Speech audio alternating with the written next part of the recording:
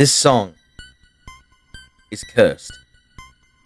This song can infect the mind. It can take control, causing health issues, nausea, and eventually taking the lives of over 200 children. And it's all traced to this song. This is the story of Lavender syndrome.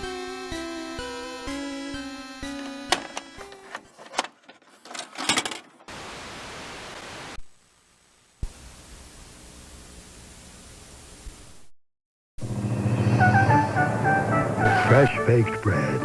Friends on Thursday night. NBC's.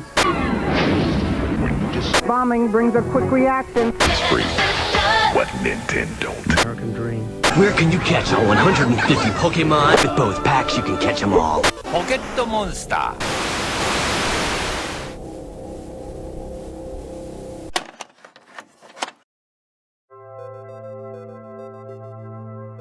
The 90s.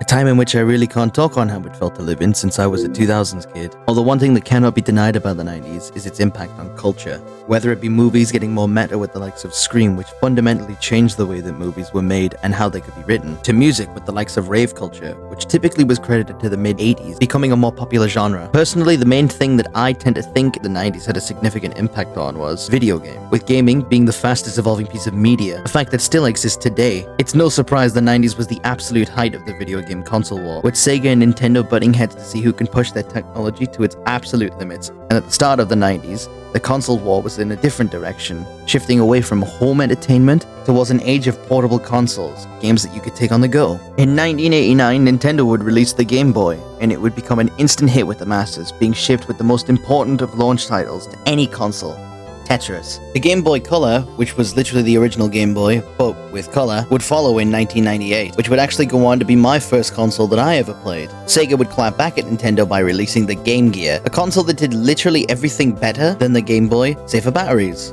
and games. Although the game problem would be an issue that plagued both of these consoles for the longest time. With time, the Game Boy would go on to get more and more games, and the Sega Game Gear wouldn't really receive that much support due to hardware problems, and would later be discontinued in 1997. The Game Boy, however, was very much still alive and kicking, with its library getting stronger and stronger. Nintendo also made the 500 IQ play to release the Super Game Boy, an add-on that would allow you to play Game Boy games on the big screen. As well as this, many games that were made with this add-on in mind came with built-in full-color, unique borders, and sometimes enhanced or otherwise improved sound. All was going good, and Nintendo were doing well. And around this point, an idea had already been floating around Nintendo, based on those little Tamagotchis, turned up by 100. And in 1996, the world would be introduced to Pokemon for Game Boy is here. With both packs, you can catch them all. Pokemon.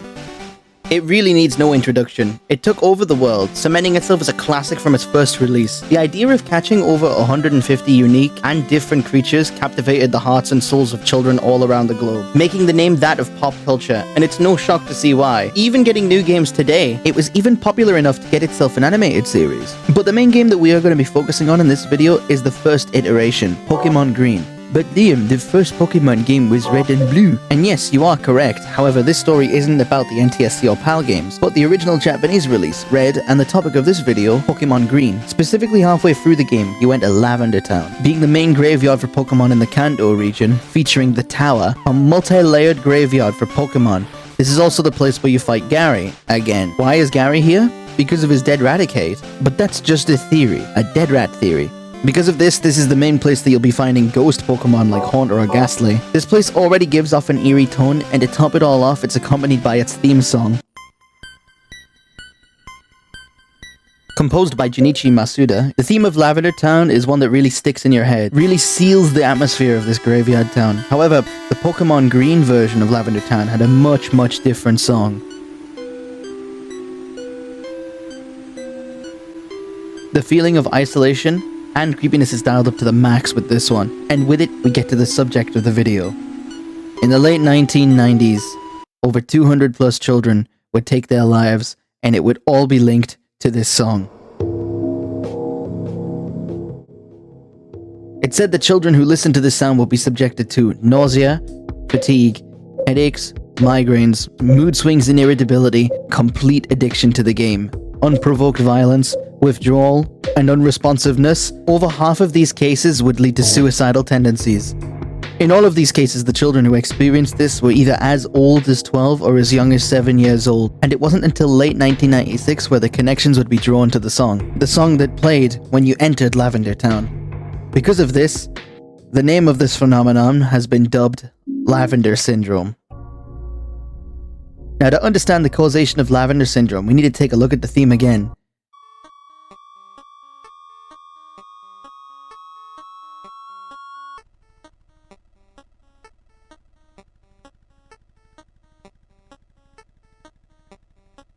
And if you listen to the song for more than a second, the chances are you can instantly tell where the blame is pinned. Do you hear it? Well, no, I don't either, because the original speculation for the cause are high-pitched frequencies that you know I can hear. Do you remember your old CRT TVs? Probably, since most of you are old enough to have, at the very least, seen one according to my YouTube analytics. These frequencies are so high-pitched to a point where after a certain age, it's actually impossible to hear them.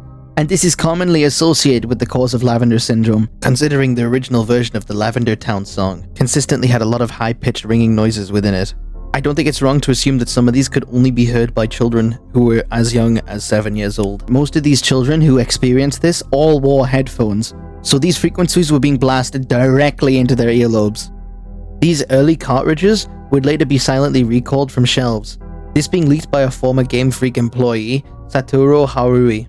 As well as this, he leaked information also linking the deaths to Lavender Town's music. Placing the song into a spectrogram visualizer in an audio software reveals the Pokemon Unknown, a Pokemon that isn't even in the first game, spelling out "Leave Now."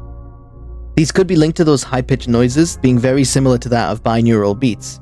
Mentions of Lavender Syndrome trace back as early as 2010, appearing on various 4chan posts. However, looking into this, there is no actual screenshots, turning a lot of the earliest mentions of that into lost media. And trust me, I have scoured numerous archive sites, utilized the Wayback Machine, done everything in my power to try and find anything related to the original post, and I have gained nothing from it. The only things that I could find were articles referencing the phenomenon and people referencing the original rumor. Because of this, the phenomenon has sparked countless debate on its authenticity. The general takeaway is that most of this is not based in authenticity.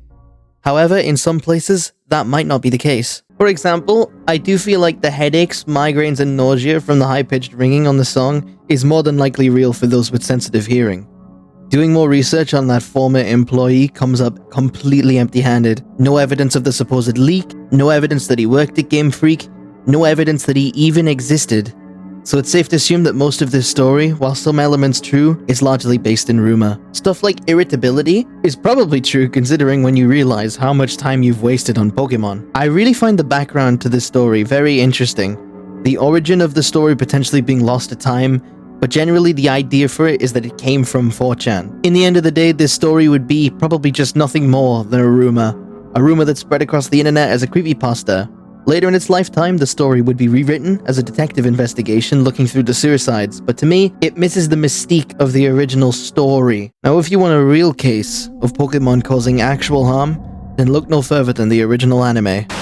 An investigation's underway in Japan into why more than 600 children suffered from convulsions and vomiting after watching a television cartoon program. It's thought that bright flashing lights in the cartoon, Pocket Monsters, were to blame. The 38th episode, Dano Senshi Porygon, or Computer Warrior Porygon, would broadcast once and only once in Japan, and would gain absolute infamy. In a scene where Pikachu would attack a Porygon, with lightning causing it to flash rapid lights on the screen. This would end up causing over 600 young Japanese kids to be sent into hospital due to seizures and other illnesses. For this very reason, the episode would gain the infamous name, the Seizure episode. The anime would receive heavy criticism for this, and in turn would change the way anime and television shows respectively handle things such as flashing lights and implementing more safety precautions for all future broadcasts. The series would return several weeks later with the episode Pikachu's Goodbye, which didn't air to any issues. While the Seizure episode did cause some controversies, it did not impact the show's popularity, and Pokemon would still go on to become a household name. While the original Lavender Syndrome story is half-baked in truths, the Seizure episode is very much real, and its existence helped fuel the fire for even more creepypastas to be birthed from this real event.